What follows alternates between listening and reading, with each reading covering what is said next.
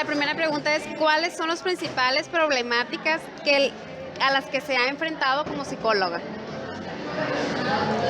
En torno a mi trabajo profesional, sobre todo la actualización, estar actualizado constantemente y sobre todo estar enterada de las problemáticas sociales, porque eso incide en ya sea en el tratamiento, intervención de las personas. Por ejemplo, si yo soy un psicólogo que no sé sobre las últimas problemáticas que han aparecido en Facebook o en el debate o en la situación real, pues entonces no voy a poder saber o tener un punto de partida de cómo va a incidir en mi paciente o en mis empleados o en las personas con las que trabajo. Entonces, sobre todo, estar actualizado ante las problemáticas y cómo estas están afectando a los seres humanos, y eso es muy complejo.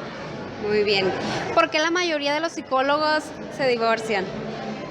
Ahí sí no te sabría decir, la verdad creo que eso es una cuestión individual, creo que eso es parte de la configuración de cada una de las personas o de los psicólogos que están dentro de esa estadística, pero en realidad creo que depende más de la cuestión personal más que profesional. Eso es lo que más o menos he llegado a deducir. Muy bien. Según su enfoque psicológico, ¿cuáles serían las dos principales causas de la problemática psíquica aquí en la ciudad? Bueno, yo un enfoque en sí no tengo, pero por ejemplo, yo en lo personal, desde Bonfenbrenner, que es el que más manejamos en psicología social, si yo, y como yo lo aplico en mi línea de investigación a la educación, entonces nos vamos a las reformas estructurales en educación, pero sobre todo a la falta de presupuesto que tiene la educación en sí. Te estoy hablando desde mi línea de investigación. Entonces, en esta parte, por ejemplo, yo lo que hago es egresar a muchos estudiantes o a muchos jóvenes, pero no tienen dónde incorporarse laboralmente. Y eso genera malestar psicológico en las personas, el no tener un trabajo.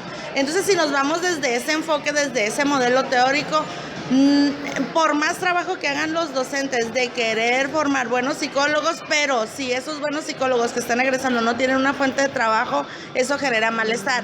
Y si no tienes fuente de trabajo, eso ya subyace en otros problemas como ansiedades, estrés, algún tipo de problema psíquico más, por ejemplo, trastornos psicológicos, perdón, más por ejemplo que si tienes muchas deudas y no encuentras trabajo, puede desencadenarte en una serie de cuestiones muy complejas.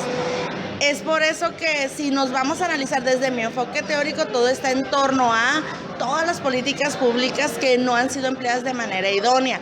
Claro que no depende de las políticas públicas, porque si me voy a lo individual, también depende qué hago yo como ser humano para poder pues mejorar la calidad de vida tanto mía como de las personas que viven conmigo. Entonces es recursivo el modelo que manejo. Entonces veo desde aquello que no está en mis manos mejorar, pero también vemos la parte que tú como persona puedes mejorar en tu entorno o en tu comunidad.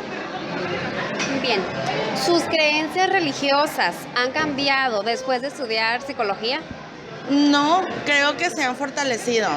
Creo que el ser humano es de dimensiones, y la dimensión espiritual es muy importante, porque hay 3 cosas que el psicólogo no debe de perder, y una de ellas tiene que ver con la dimensión espiritual. Primero, debemos de ser tolerantes a la frustración. Segundo, debemos de tener paciencia. Y tercero, jamás perder la esperanza. Porque si la esperanza la perdemos, entonces ¿qué estamos haciendo aquí? No vemos en el otro la oportunidad de crecimiento. Entonces eso es importante. Muy bien. Por último, ¿qué especialidad psicológica cree usted que es más necesaria en la ciudad? Ya ves que existen las 4, la educativa, la social, la laboral y la clínica. Ninguna es más importante que otra. Creo que todas se articulan entre ellas. Para poder, por ejemplo, irte en la cuestión laboral, tú tienes que saber cuestiones clínicas como la personalidad, O por ejemplo, en organizacional tú tienes que saber manejos de grupos que lo maneja o que los sociales son especialistas en eso. Si un social va al contexto educativo, tiene que ver cuestiones psicoeducativas y procesos cognitivos. O sea, ninguna es más importante que la otra. Que te tienes que focalizar, sí, sí es cierto. Sí tienes que direccionarte a una sola.